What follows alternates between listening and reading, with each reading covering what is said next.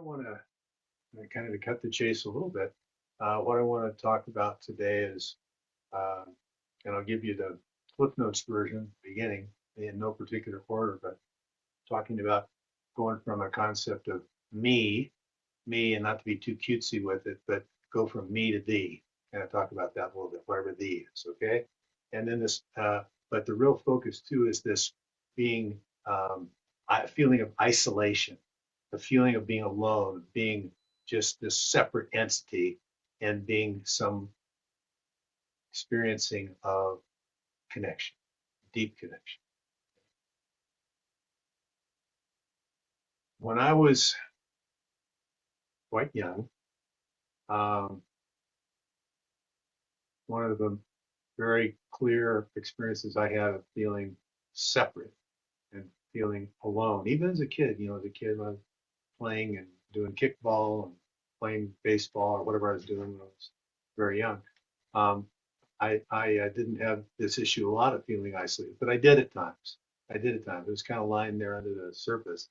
And so, specifically, my mom taught at night, did night classes, and so she would be gone fairly routinely at night.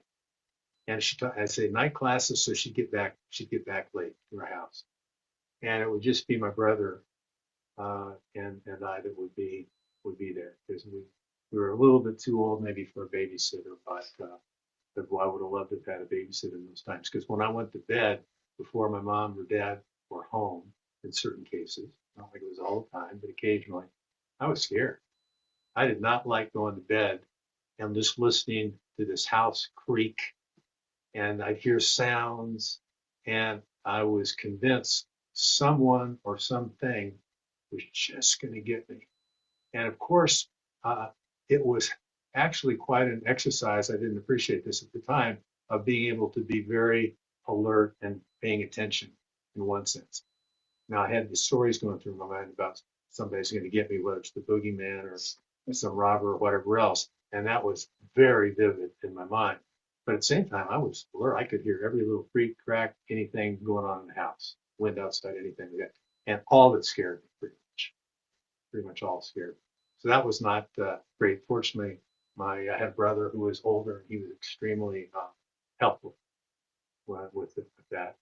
But that was a feeling of being isolated, being very, very separate from these other things. And here I was having to defend myself against, potentially brace myself, maybe a better word, brace myself from these horrible things that could end up happening to me any moment. And then the other thing was, when I would hear like the car drive back up this driveway, and I knew it was my mom, dad, whatever, it was just like, oh my God, you talk about fantastically wonderful being. Uh, Everything just washed away of my trepidation. And I was just so happy to be back. Okay. So where am I going with this? Well, as I said, I want to talk a little about the me, and that was definitely a me experience of feeling so isolated. And then also talk about through Zen practice and my life, um, how things have changed in experiencing of my life. It's not like I don't ever have any feeling of being alone from time to time, but it's radically different than what I experienced actually prior to my Zen practice. Okay, um, so I think I kind of want to drive at a little bit is um, when there were things where I felt so separate, challenges in my grade school, literally, or in junior high school, or whatever, and I felt separate and apart from other things. That was uncomfortable, and so the way that I could handle that was I could try to control things. I could kind of control things. So if I was scared about something at school, I would try to, really overachieve in a particular class or whatever like that to kind of make up for that. I remember once this was when I was in second grade, and I was going to be, we had a school assembly, and unfortunately for me, I was picked to introduce what was going to go on in this assembly. And there are a couple songs that were going to be sung, stuff like that. And I would just introduce Mrs. Jones' class, and this, John Davis is going to be singing a song for you about Davy Crockett. I mean, that was literally an example. And so I had to introduce this thing. And I'm on the stage with a microphone. And so, I don't know, I was very young. And so I announced this thing, and that was going pretty well. But then I was going to go back through the curtains because I'd done my little intro thing, and this other individual was going to sing a song about Davy Crockett or whatever, right? I couldn't find my way back through the curtains. So I'm trying to do them like go through, and I wasn't finding the middle. And then I got nervous about it, like, oh my God, I could have just walked off the side and got in. But it didn't really even occur to me because I was so caught up in my anxiety about the situation. And then people were laughing, understandably. Pretty funny. Guy couldn't even get back through the curtains. But anyway, so that was a feeling certainly of some of me versus them, separation for sure. But I did realize that, okay, if I can control things, if I could have known how to get back through the curtains properly, etc., if I could over prepare, try to overachieve in certain ways, maybe that would make me feel more safe, more comfortable in this life. Now, the challenge that I was continuing to learn, and also learning this from other people as well who are trying to do the same thing, was that I couldn't control everything. Okay, I could prepare all I wanted to. I could try to do things to minimize the risk in my life, but I couldn't control everything, and that began to become more and more clear to me, and it was quite difficult and quite fatiguing and stressful to try to control everything. In Zen practice, and I began to experience hints that maybe things just in general wasn't just my experience, but for everyone, that you can't really control it. And then it was like, well, maybe I can't control very many things at all. And then it's like, oh, geez, I can't control anything. I can't control anything. So that's like, oh my God, there's all this. It's a challenging world. There's stuff going on. There's things that grab my attention and that scare me or make me anxious or whatever. And I can't even control that, right? Can't even control that. But eventually, one of the things in Zen practice was so helpful, of course, was doing zazen, because then I was just sitting there. Was just sitting there, and I wasn't trying to do anything in particular. I was just sitting there and experiencing. That's what I was doing, and I could do that.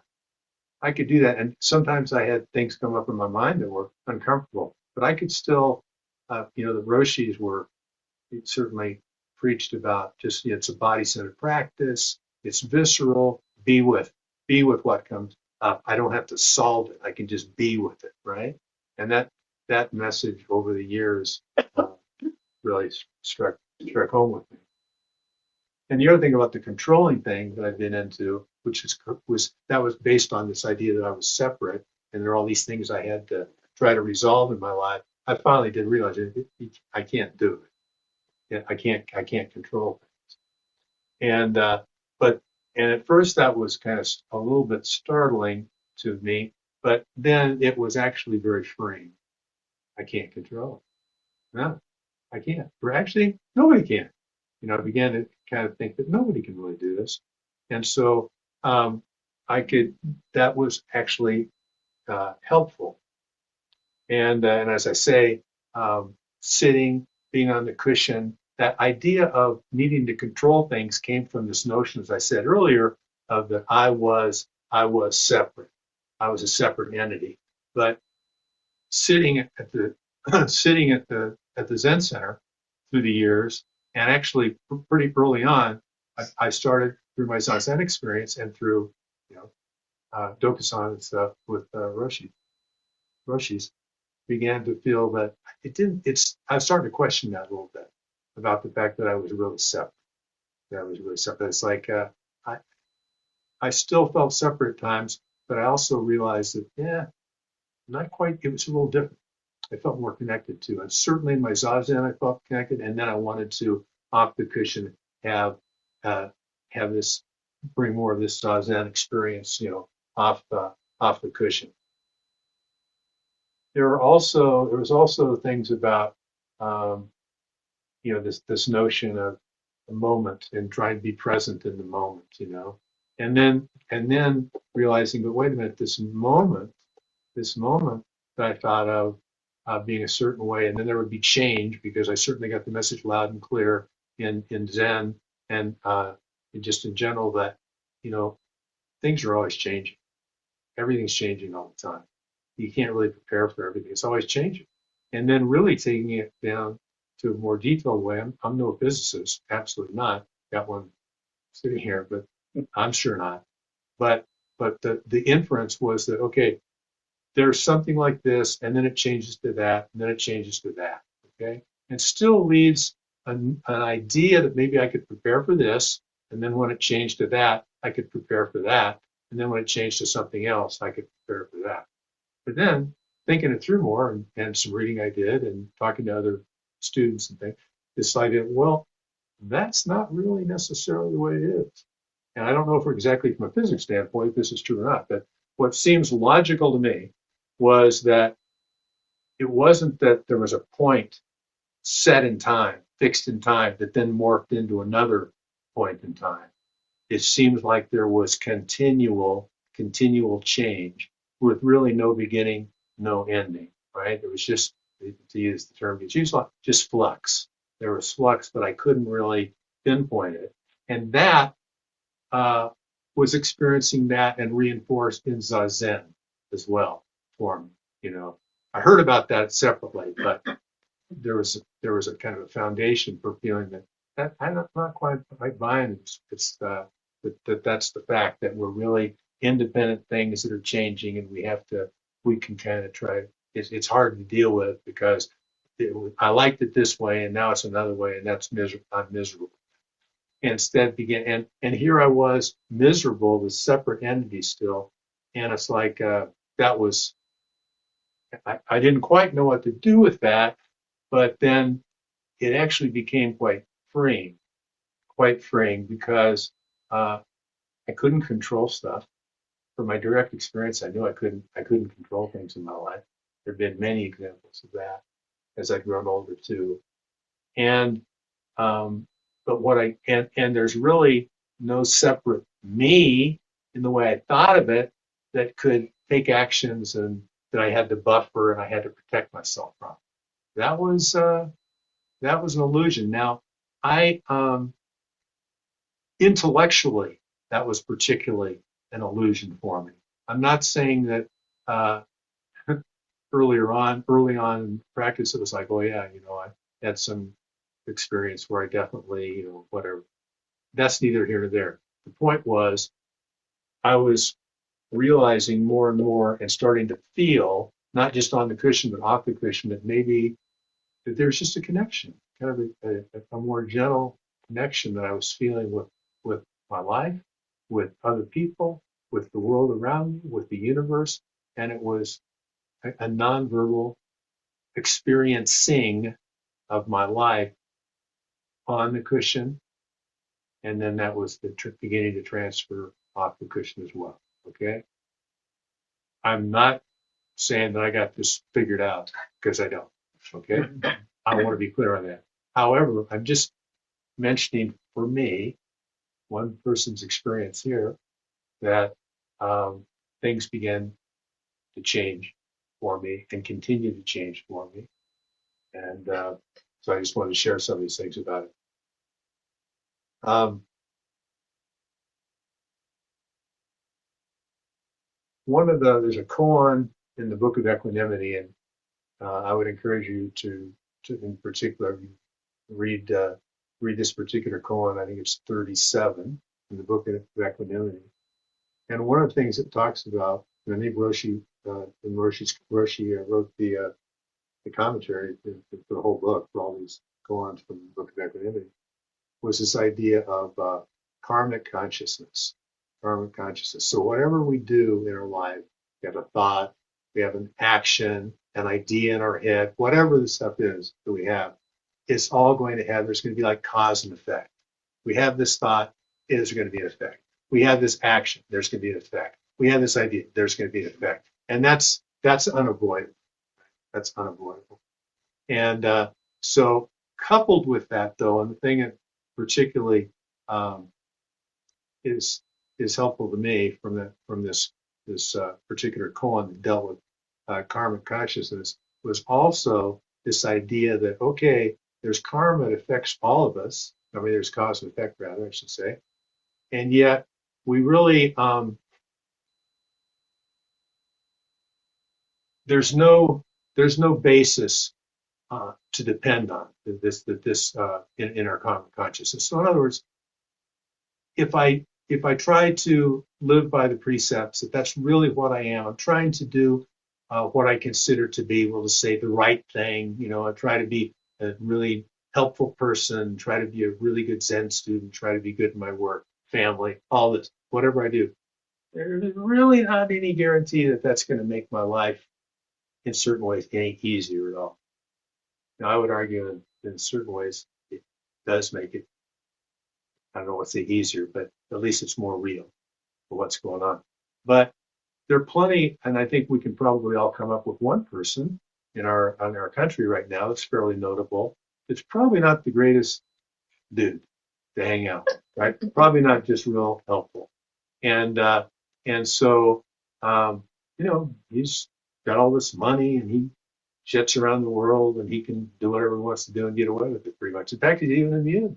He's immune from being able to commit a crime. Supreme Court took care of him. So hey, working out okay for him. I guess that's that karmic consciousness thing. I guess that's that no basis on anything that we can depend, right? Because if it can be that, what seems to me, my bias, to be a pretty messed up situation, and yet, you know, big term in business, which is not very applicable here, don't have to be accountable. You know, in a lot of things in life, we think we have to be accountable. Certain individuals seem not to be accountable. Okay, so this idea that we don't know how this is all going to work out. We don't know. It's easy to feel separate when the world at times can seem crazy and it can seem unfair. If we're looking for fairness, that's not always going to be something that we can see. But we can give up on fairness. We don't have to get to do that. You know, is it fair that I just drank this little drink here? No, I don't know if it's fair or not. But yeah,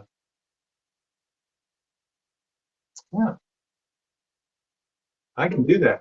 Oh, wait, but there's no I. How can you be doing it? Hey, there's no I to this. There's no I to be talking about. I'm just doing my thing, right? No basis that I have to figure out here. And yet, for myself and certainly many people from time to time, there are things that we have concerns about that haven't happened yet. Things maybe in the future. And people want some kind of basis. Most of us do. So I certainly do from time to time. You know, the line in Zen, not a square inch to stand on. Right? Everything's constantly changing. No solid foundation that we can just hold on to for dear life and be okay. There was a movie, it's been quite a number of years now, that came out, and it was called The Invention of Lying. The Invention of Lying, and it starred Ricky Gervais. Okay, Ricky Gervais, and in this the idea of it in this movie was that everyone in the world, no one in the world, I should say, lies. Nobody has ever lied in this existence in this movie. Okay, But then Ricky Gervais, the star of this movie, he figures out, hey, he had this revelation. I can lie. Yeah, and he was out of money. He just went to the bank and he had this concept to solve his issue with not having enough money. Just I'll take out $5,000, please. And they said, but you don't even have an account with us. We can't give you the money. No, no, I do have an account with you. I don't see it here. Oh, I got an account. They go, well, I'm sorry, that's our mistake. Here you go. Here's the $5,000, right? So here's Ricky Gervais, and he has this experience. So then his mom is dying. So he goes to the hospital to visit her, and she's all upset. She's lived this nice life, wonderful life, and a good mom for all these things like that, and yet it's the old no basis that we can depend on. She's dying, and she was scared, really scared about what that might mean, what might happen to her in her hospital room. So what does Ricky Gervais, who's figured this out, that he can lie? He says, Mom, you got nothing to worry about. She's like, what do you mean I have nothing to worry about? I'm dying. It's horrible. Or what's going to happen? I don't know, go to hell or something. He says, I can tell you what happens. You're going to get a mansion. When you die, you get a mansion, right? It's going to be a mansion. Is it really? Yeah, Mom, it's beautiful. It's huge. You're going to have servants. It's going to be great, right? It's like that. And so anyway, and then of course the doctor in the movie set is overhearing this story, and then the doctor, who also doesn't know that people can lie, says, "Wow, really? Well, am I going to get one of those too?" So anyway, most of us want to have. It's nice to feel like there's something we can depend on, and even if it's somebody that's about to die and they have some kind of basis they can depend on, there is a heaven. I'm going to go to heaven. It's going to be like this, or whatever, right? And most of us, I was certainly raised with some of those notions as well.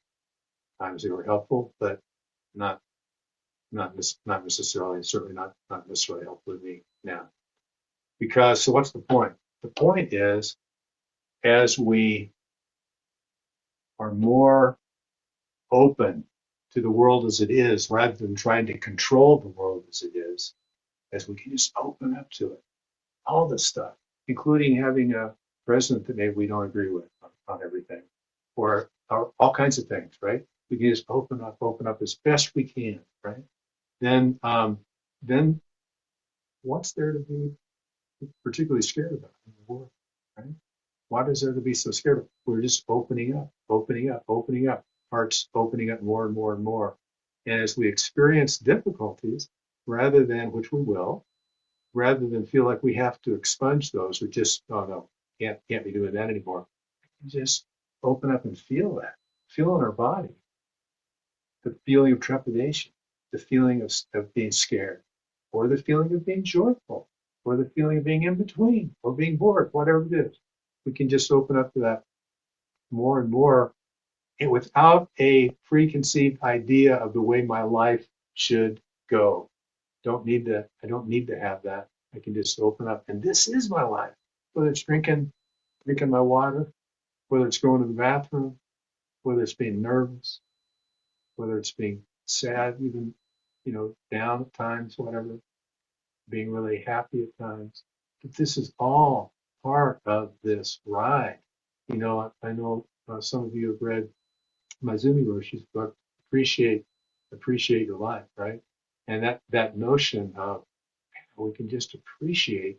It doesn't have to mean got to be fakey like, oh yeah, everything's just fantastic for me all the time. I never have challenges with it. But we can appreciate the challenges. We can appreciate the difficulties. We can appreciate the moments of peace and excitement and surrender and all these different things.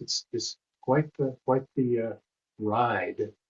But again, not exactly this ride that I'm having. It's that too, but it's just this riding, just this experiencing. Okay. And Sangha, what a great, incredible thing this is to be able to have this connection in our practice. So we can have connection through our sitting and sitting, being in the Zendo. We can have connection off the cushion by appreciation for different aspects of the life. And we can feel this connection right in this moment, right? Being bolstered by other people here. And not just here, but like I'm looking at the screen right now and so looking at Zach right now, different things and connections we have here, but also through the miracle of technology, connections with people in their own, this intimate connection with them in their own home or office or wherever we can connect. Um,